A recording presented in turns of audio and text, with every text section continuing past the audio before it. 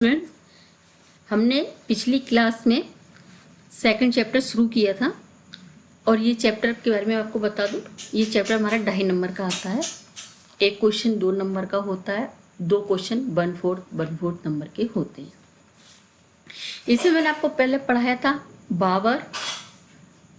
आप लोग है ना, मैं जब आपको वीडियो सुनेंगे तो आप थोड़ा सा एक मेहरबानी कीजिए, कॉपी और पेन लेके बैठिए। जो मैं आपको बता रही हूँ उसको नोट डाउन कर लेना। मैंने आपको पहले पढ़ाया था बाबर अपने इंडिया में कब आया था, उसके बाद उसका बेटा ने हुमायूं ने कब राज किया था, हुमायूं के बाद अकबर और अकबर के बाद जहांगीर और जहांगीर के बाद शाहजहां और शाहजहां के बाद औरंगजेब। यहाँ तक हमने पढ़ चुके हैं पिछली वीडियो में। अब मैं इससे आगे आपको समझा रही हूँ। ठीक है बच्चों, अब हम पढ़ेंगे अकबर का कला प्रेम, यानी Akbar's love for the art of painting, यानी अकबर की चित्रकला में से कितना प्रेम था उसके बारे में आपको समझा रही हूँ। वो खुद भी यानी स्वयं भी ही हिमसेल्फ यानी खुद भी बहुत ही निपुण कलाकार था, आर्टिस्ट था। और जो अपना दरबार का काम काज से जो समय उसका बचता था वो अपने इस पेंटर रूम में व्यतीत करता था, यानी royal atelier. He spent his leisure, मतलब वो अपना समय, बचा हुआ समय time in the royal atelier यानी चित्रशाला में बिताता था। नेक्स्ट पॉइंट पढ़ेंगे कि उसके दरबार में हिज कोर्ट हेड, यानी उसके दरबार में हिंदू और मुसलमान दोनों ही तरह के कलाकार थे, जिनका नाम है मीर सैयद अली, ख्वाजा अब्दुल सिराजी, दसवंत और बसावन। इसके बाद अकबर, नेक्स्ट पॉइंट है अकबर। अकबर है ना, हर आर्टिस्ट को एबिलिटी यानी उसकी योग्यता के अनुसार, एबिलिटी यानी योग्यता के अनुसार उनको उपाधियां प्रदान करता था। जैसे कि आज हम लोग पद्म भूषण या विभूषण उपाधियां आपने सुना होगा देते, इसी प्रकार अकबर भी नादिर उल मुल्क और शिरोमणि आदि इस तरह की उपाधियां वो प्रदान करता था। Akbar's love for the art of painting, यानी अकबर ना चित्रकला यानी पेंटिंग के अलावा भी और सारे कलाओं को भी बहुत ही दिल से प्रेम करता था। उसके दरबार में चित्रकार के अलावा ग्रेट म्यूजिशियन तानसेन भी था, जिसको हम लोग आज बड़े आदर से नाम लेते हैं। और अपना नेक्स्ट पॉइंट पढ़ते हैं कि उसके दरबार में 9 रत्न थे। ये तो आप लोग जानते हैं, नहीं जानते तो आप समझ लीजिए। उनके दरबार में 9 रत्न थे जो 9 कलाओं में अपनी अपनी कला में परफेक्ट थे।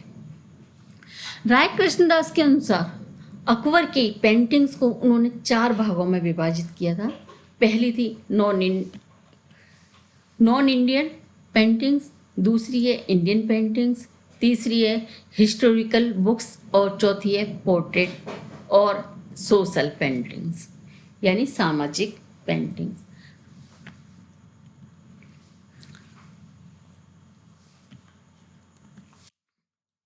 नॉन इंडियन पेंटिंग्स में हमने किस किस चीज़ का चित्रण हुआ था इसके नामों का पढ़ेंगे, जैसे हमजा नामा, खमसा, निजामी आदि, इनके हमको नाम याद रखनी है। और इंडियन पेंटिंग्स में है रामायण, महाभारत, जिनको हम रज्मनामा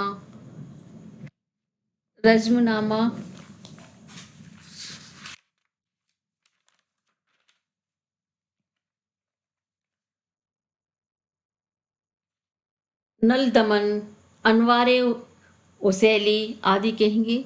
हिस्टोरिकल में कहेंगे शाहनामा, बाबरनामा, अकबरनामा, तैमूरनामा आदि बोलेंगे।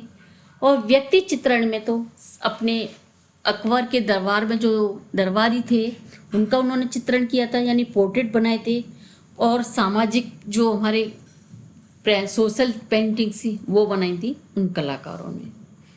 नेक्स्ट हम इनके अकबर काल की जो पेंटिंग्स बनी थी उनकी विशेषता क्या थी, यानी विशेष क्या था, यानी उसके फीचर्स क्या थे। जो अकबर के समय पेंटिंग्स बनी थी।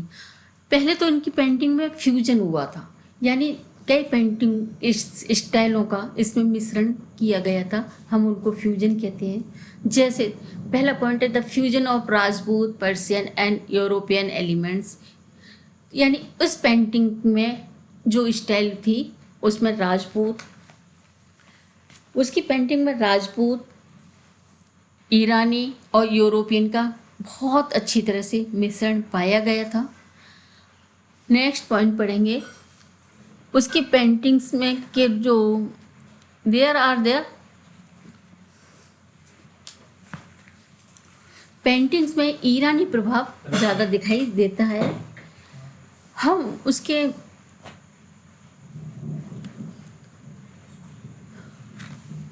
और जो उसमें ज़्यादातर जो रूल हैं वो मूले ही ज़्यादा दिखाई दे। उनकी जो पेंटिंग्स थी उसमें जो स्त्री का चित्रण यानी नारी चित्रण था, उसमें ज्वेलरी मुगलई ज्वेलरी का ही दिखाया गया था। और जो वस्त्र थे यानी जो अपनी जो ड्रेस पहनी थी उसमें ड्रेस भी मुगलई का ही प्रभाव ज़्यादा दिखाई देता था।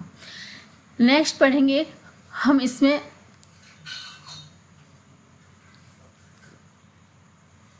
कि उनके में सभी चित्रण, उनके में पोर्ट्रेट बहुत बने थे जिनको हम सभी चित्रण भी कहते हैं। आपका क्वेश्चन आ सकता है सभी चित्रण किसे कहते हैं, तो हम इसको पोर्ट्रेट ही कहते हैं। और इसमें ब्रश किस चीज़ के बनते हैं, यानी painting brush was a term, यानी जिसको हम कलम कहते हैं, और पेंटर्स इसको कलम करतार कहते हैं। लेकिन हमारी कलम यानी ब्रश बनते किस किस से हैं, जिसका हमें बताएंगे गिलहरी के बालों से, भैंस के बालों से, ऊँट के बालों से आदि से बनते हैं। लेकिन बच्चों आज इस पे बैन लगा हुआ है, आज इससे नहीं बनते, ठीक है, क्योंकि गवर्नमेंट ने हमारा इस पे बैन लगा दिया। लेकिन पहले इन्हीं के बालों से इसके ब्रश बनते थे। इसमें हमारा एक नेक्स्ट है कि इसमें पेपर कौन सा प्रयोग में लिया जाता था अकबर के टाइम पे पेंटिंग करने के लिए, तो इसमें हमारा मुगलई कागज़ जिसको हम सियालकोट भी कहते हैं प्रयोग में लिया जाता था। इसका जो हमारा अकबर के समय में पंजाब में यानी सियालकोट में एक मुग़ल कारखाना खोला गया था जिसमें जो कागज़ बनता था उसको हम मुगलई कागज़ कहते हैं या सियालकोटी कागज़।